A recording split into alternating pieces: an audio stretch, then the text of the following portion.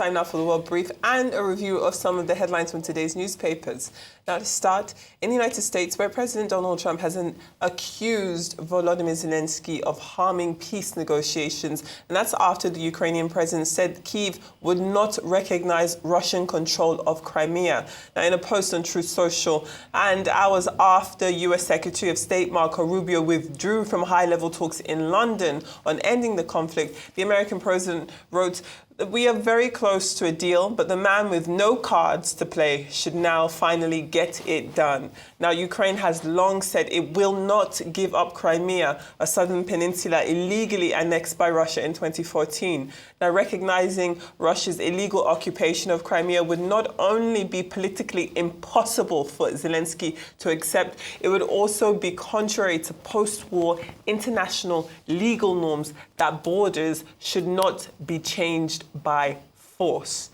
Meanwhile, Ukrainian President Volodymyr Zelensky is on a historic visit to South Africa, signaling a dramatic improvement in the once strained relations between the two nations. Now, the visit marks a diplomatic breakthrough for the Ukrainian leader in his efforts to counter Russia's strong and growing influence in Africa. Now, apart from a brief stopover in Cape Verde in 2023 while flying to Argentina, this is Zelensky's first visit to Africa since he became Ukraine's president in 2019. Ukraine appeared to understand that the diplomatic significance of African states, where many of them, including regional powerhouse South Africa, refused to condemn Russia's full-scale invasion of its territory in 2022. Today, both Ukraine and South Africa have strained relations with the United States as they foster a path to peace in Ukraine. We did have pictures of the Ukrainian president actually arriving. Would have been nice to see that. And finally, India has announced measures targeting Pakistan, including the closure of its main border crossing a day after 26 people were killed by gunmen at a Himalayan tourist attraction in Indian-administered Kashmir.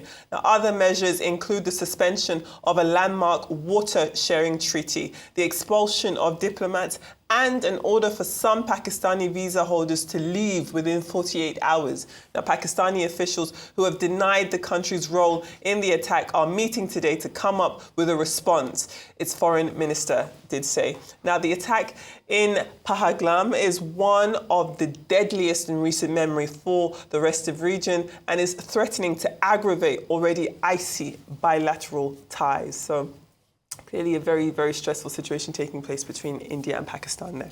Right. A lot of speculation around the real agenda between President Zelensky and President Cyril Ramaphosa. Now, we know that President Cyril Ramaphosa visited Ukraine in June 2023, and so this is, returning the favor. Now, the presidency in South Africa has been in absolute pains over the past 2 weeks trying to justify this visit and trying to differentiate the difference between an official visit or a working visit and a state visit. So they're saying that, no, we're not rolling out the red carpet for President Zelensky. This is not a state visit. This is a working visit where he will just have meetings and we'll unpack bilateral relations.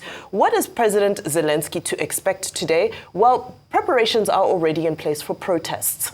The South African Communist Party, Umkhonto weSizwe, the Economic Freedom Fighters, a number of other opposition parties have decided to stage protests today to show their opposition to South Africa hosting President Zelensky because they say they stand firmly with Russia. They say that South Africa's historical legacy ties with Russia are more important than hosting somebody who they are calling, quote unquote, a NATO puppet who is pro-imperialism and who is just being used as part of NATO's expansionist agenda.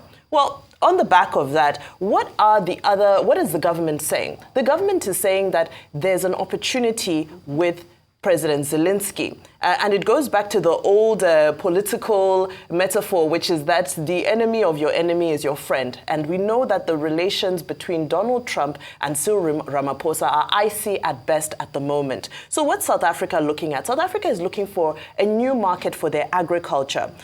Ukraine imports $5 billion worth of agriculture per year, agricultural produce, per year, a lot of which is fruit produce, which is what South Africa exports as well.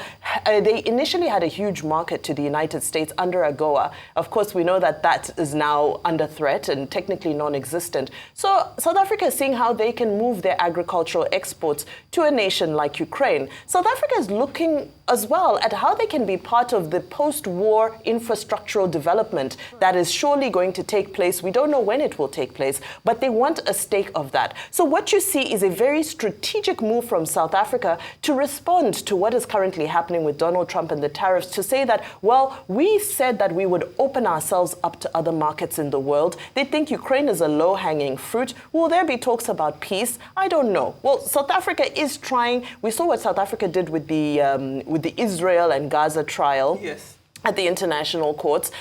So South Africa is trying to become more of a global diplomatic superpower. We know that at the end of this year, they'll be hosting the G20, as they currently hold the presidency for the G20 as well. So maybe this is South Africa doing more to enhance their global soft power, coming across as a party that can also mediate as a peacekeeper in the Russia-Ukraine war. So let's see what comes out of that meeting today. Okay, let me start with Ukraine, Zelensky, President Trump. You recall that there have been meetings mediated by the Americans, U.S. officials, first in the Middle East. Last week, there was a meeting in Paris. Yesterday, there was a meeting in London. Yes. An attempt to get a ceasefire in the conflict between Russia and Ukraine. Now, what is writ large, in my view, is the hypocrisy of the United States. It appears that the United States is taking sides with Russia. The meeting yesterday in London, which the Americans walked out of, J.D. Vance having told the U.S. officials to wrap up the meeting, and President Trump going on Truth Social, to say that the problem is Zelensky and that he will either take what is being offered because he has no more cards to play. Now, what are the issues at the meeting yesterday? There was a 7-point plan being proposed to Zelensky and the Russians. Now, under that 7-point plan, one, the United States now says the memorandum of intent about the U.S. taking control of resources, natural resources in Ukraine, they will firm it up. Now, Zelensky has already signed a memorandum of intent. Two, the Americans are recognizing the sovereignty of Russia over southern Crimea. And they are saying they will only give away just two territories, small areas, the access to the Daugum River and the Kherson territory that Russian troops are currently, occupying. Three, that, Ukraine should just give up territory. Now, where the problem lies is that neither the Ukrainian government nor its parliament can, in the event of an invasion or during a war, cede territory. To cede territory under the Ukrainian constitution, there must be a referendum. And that referendum cannot hold right now. So it's not as if you present Ukraine with a fait accompli. Zelensky has no powers to go to any meeting or to send to people to any meeting to say that, look, we will cede territory. Number four, maybe I should just summarize. They're now saying, okay, Russia doesn't want Ukraine to join NATO. Okay, that's part of the 7-point plan. However, Ukraine, number 5, can be allowed to join the European Union. So those conditions, let me just summarize. Those conditions do not favor Ukraine. That's why Ukraine is playing difficult, and Trump is siding with the Russians. There's even no indication that that deal that is being proposed will be accepted.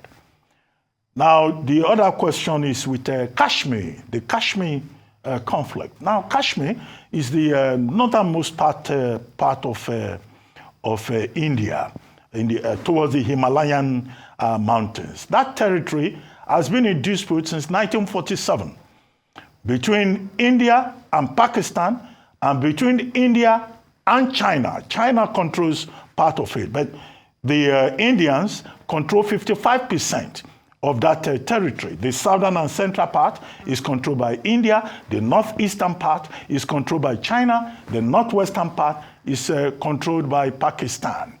Now, there was this issue about this tourist side.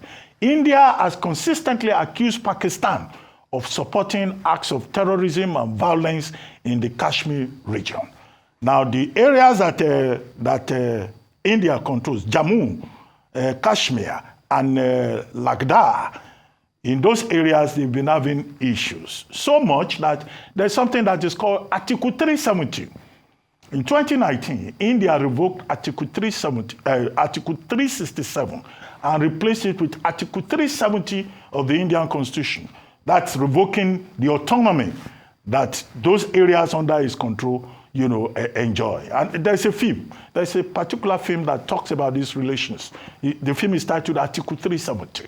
The movie explains all of these things in very graphic detail. So there's this conflict in that area. What we hope will prevail will be diplomacy, because Pakistan says it has no hand in this killing of 26 people, in that tourist center.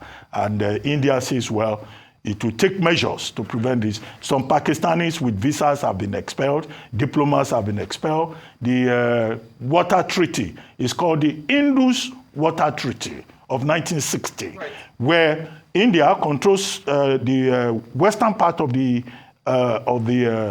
Indus River, and Pakistan controls part of the eastern part. But we hope that good reason will prevail, that there will be no escalation, that diplomacy will be the outcome of this friction in that region. Thank you. Well, thank you both for your comments. Let's move very quickly on to newspaper headlines this morning. And we begin, as ever, with This Day. Now, This Day leads the charge this morning with its headline declaring the PDP in disarray. Former Delta State Governor Ifeanyi Okowo, current Delta State Governor Sheriff Oborevwori, and all members of the People's Democratic Party in Delta State have now defected to the All Progressives Congress. The announcement was made on Wednesday in Asaba, the Delta State capital. Now, this declaration came after a meeting which we already discussed. It lasted some 6 hours at the government house in the state capital, Asaba. Now, moving on to the Daily Sun, the Punch, Leadership and Guardian, all of them also lead with the defections from the People's Democratic Party, indeed underscoring a seismic shift that we're seeing from Nigeria's biggest opposition party. Now, enough is enough, says President Tinubu, but he's not actually talking about the defections. As we can see on the front page of the New Telegraph, it's the ongoing insecurity crisis, as Tinubu tells his security and intelligence chiefs that he wants results. Now, the picture headline on the Vanguard this morning shows President Tinubu stood among those aforementioned intelligence chiefs. And to the top right-hand corner of the Vanguard this morning, you do have Chief Bode George saying that Nyesom Wike and the former Vice President Atiku Abubakar should leave the PDP for anti-party activity. Those are your papers. I know we're running staunchly out of time, but we keep our papers in Nigeria this morning. Yes, I mean, I think we continue the conversation around what is happening with the PDP and the APC. Besides that, now we ask ourselves, question mark, what happens to the Grand Coalition, number one? And number two, is there going to be I don't know whether to call it a third force or a fourth force in this instance, that's going to arise? Because remember, there was a similar void in 2023, and Peter Obi rose up to the occasion to fill that void. I believe that void still exists. It will be interesting to see who's going to rise up to fill the void that has been created. Well, it's too early in the day yet to make any definite predictions about coalition politics. But what is clear is that the PDP can use the present earthquake, the present crisis within the party to reorganize, to reinvent itself, or it may allow itself, to just remain in disarray, to use a popular phrase.